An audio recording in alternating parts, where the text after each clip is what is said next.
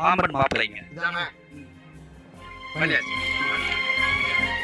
சரி, பாம்பன் மாப்பிள்ளையை சப்ஸ்கிரைப் பண்ண சொல்லுங்க.